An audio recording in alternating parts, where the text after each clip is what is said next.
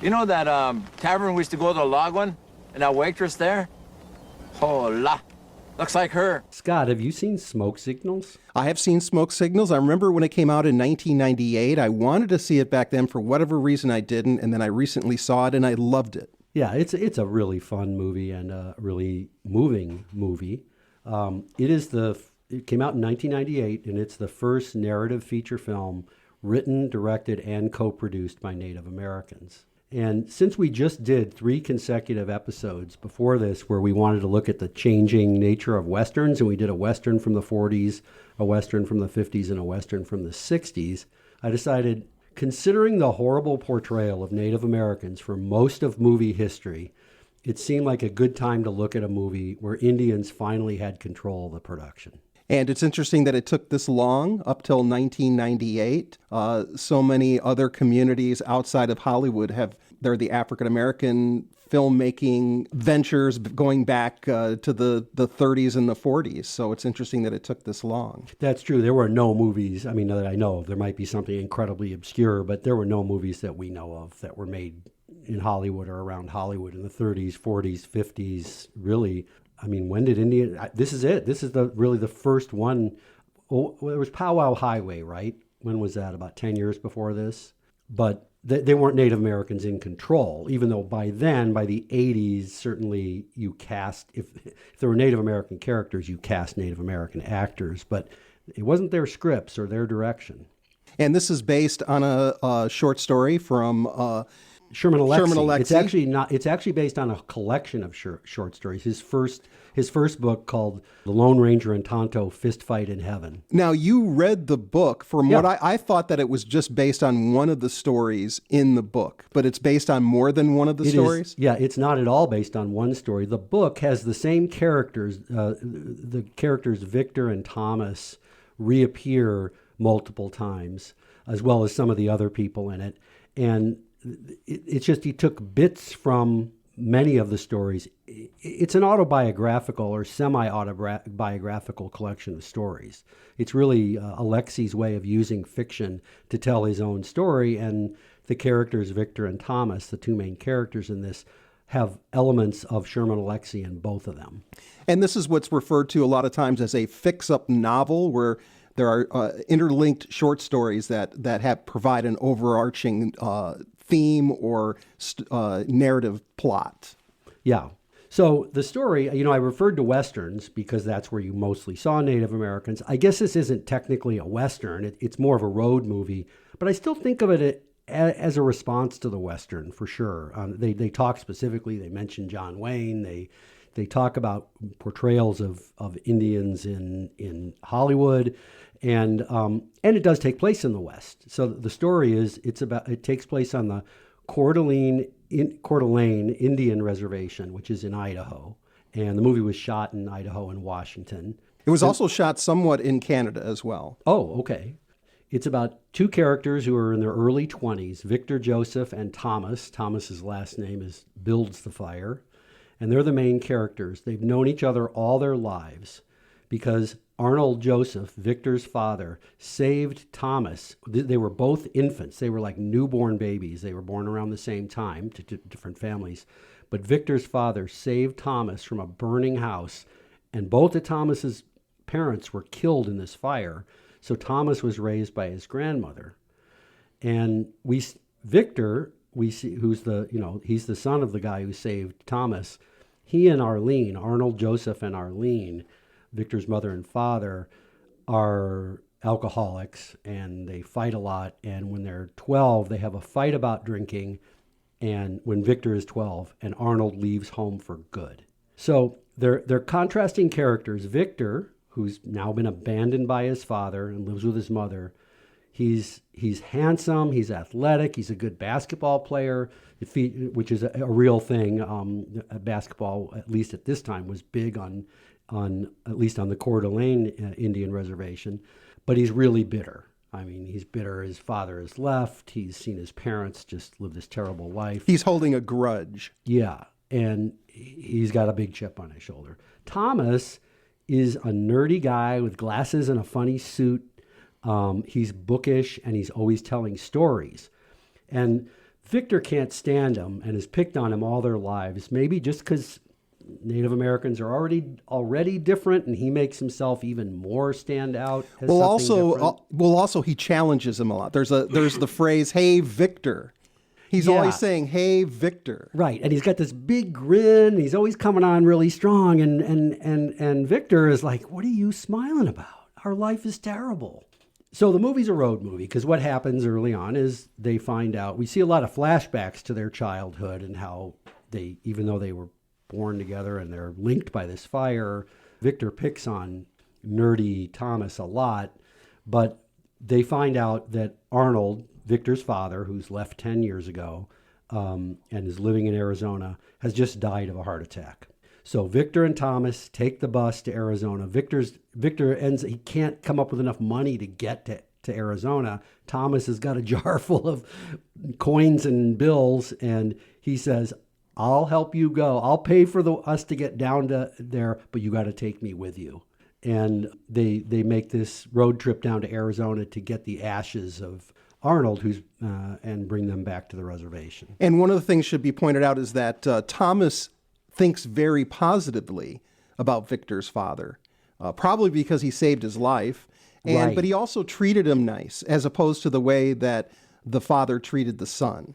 Yeah, and obviously living on an Indian reservation is really tough. I mean, to this day, I think those are the poorest Americans. Native Americans living on reservations, the highest level of unemployment, addiction, all kinds of terrible things. But Thomas, he was saved from this fire. He never knew his parents, so it didn't affect him. He was a baby, and his grandmother is very kind, and he was raised by her. So he's basically kind of a happy guy who tells stories. But poor Victor is very bitter. So basically what happens down there, I'm not going to give away the ending or the important stuff, but they meet this young woman named Susie Song, who's also a Native American from New York. And she had befriended Arnold down there. And she talks about how he's always said he was going to go back home. And she reveals some really important things about Arnold that are really important to the story, including who started the house fire. But I won't reveal those. And a lot of things she won't reveal. And Victor is like, "Who's this young, pretty thing, And my father was this alcoholic who beat my mother and abused me as well. And he really didn't like her." And he's like, "What's your relationship? What was your relationship with my father?" And she says, "We kept each other's secrets." And she talks about him as being this really happy guy, nice guy, and he's known in the community. He's known by the sheriff, who we meet later, played by Tom Skerritt. Yeah. So, I mean, in many ways, that it bears resemblance to other stories about, say, children with estranged from their parents, divorced, and where that character is thought of as a nice person by others, but the poor kid is like, no, he was awful. But I think most important about this movie, so the story, it's a road movie, and it has this, trying to resolve and get closure over these childhood traumas. Okay, much like many dramas. But what's different about this one is just the insight into Native American culture. It's also very funny. Right. And one of the things that Sherman Alexie has spoken about this, but other Native American writers have spoken about, that a lot of the portrayals of Native Americans in movies has been the tragedy, the violence, alcoholism, but there's, as you've mentioned, there's violence and alcoholism here, but it's put within the context of real life as opposed to high drama, and also it shows the humor, how humorous. And how humor lightens the load of living this life of poverty. Yeah, and Sherman Alexie is a very funny writer, and he's gone to he makes it a very big point that Native Americans have a lot of sense of humor. Humor is a big part of their culture, but it's the portrayal of Indians particularly in Westerns. I mean, there's only 3 kinds of Indians in Western, right? The most common one is the horrible, savage, murdering, the Indians that they're fighting. The other one is the Indians that somehow get assimilated a little, like Tonto in Lone Ranger and Tonto. You know, they start to live in white culture, and they realize the best way is, you know, we're just going to go along and have our place, and they'll respect us, and we'll respect them to some degree. And the third one is this sort of the noble savage. The noble enigma. Right. So they're in touch with nature, and they know something we don't know, and but that cannot have anything to do with our culture. It's just, you know, they can go off and live on the mountaintop. But all three of those, no matter how they're portrayed in movies, they're humorless. They're always stoic and frowning, and this movie shows there couldn't be anything further from the truth. Although there's a great scene on the bus where Victor is telling Thomas that he to wipe that grin off his face, and he's telling him to be stoic. He's telling him how to look, how to present his face to the white world. Right, because he says if you don't look tough, white people will walk all over you. So he shows him this whole way of like frowning and crossing his arms, and Thomas tries doing it, but he just can't do it. And then in the following scene, there are two white men that steal their seat on the bus and force them to go to the back, but then their response is to start up the chant that is mocking John Wayne, that they do very loudly, that everybody else in the bus can hear. Right. Victor says, you notice when you see John Wayne in movies, you never see his teeth? And they start to sing this song about teeth. I don't know if that's totally true. You can Google John Wayne and click on images, and you'll see plenty of still photos of him where he's smiling and you see his teeth, and they don't look weird or like I never saw this in the movie. I think they're saying he's got wooden teeth. Yeah, what are they? Are they steel? Are they wood? But the scene before they get kicked back there, and they fight back a little by doing this song loudly for the whole bus to hear. But when those guys are taking their seats, we see how they really have to live in white society. There's no way they can challenge these two guys. These are just like two rednecks. They just sat down in their seats. They say really racist stuff to them, and there's nothing they can do. And they're two older men, too. Right. And it's not, the symbolism is pretty obvious when they have to go sit in the back of the bus. So this is a great film. The performances, it really reeled me in. The first few scenes, I'm enjoying it, but I'm not into it yet. But within 15 minutes, and it's not a long movie, it's a 90-minute film, it's an hour and a half. Within the next 15 minutes, I'm hooked. Yeah, it's really a great movie, a must-see. And we should talk just a little bit about the actors. Like Gary Farmer, who plays the father, is, to me, one of the most famous Indian actors, and he's in all kinds of stuff, including recently Reservation Dogs. He began his career in 1982. He was in the Jim Jarmusch films Dead Man and Ghost Dog, Way of the Warrior. And you mentioned to me before we started recording that his character is named Nobody, and there's an actual scene in one of the flashbacks where the word nobody is used over and over again, and it's definitely an in-joke. It's an in-joke. It's a reference to the Jim Jarmusch film from 95, 3 years earlier, where his character is nobody. He's like the spirit guide to Johnny Depp. And if you look at both his television and his movie credits, they're huge. He's a Canadian actor. In fact, all of the actors that are in the lead roles are all Canadian. Were born in Canada. Except for Irene Bedard, who was born in Alaska, and she plays Susie Song. And Gary Farmer is big in Canada. He's a big star. Yeah. But, you know, the fact that he's so big also speaks to the fact that, okay, once you got to the 70s and later, you know, when Little Big Man and movies like that happened, now you finally, at least these movies will cast Native Americans in roles.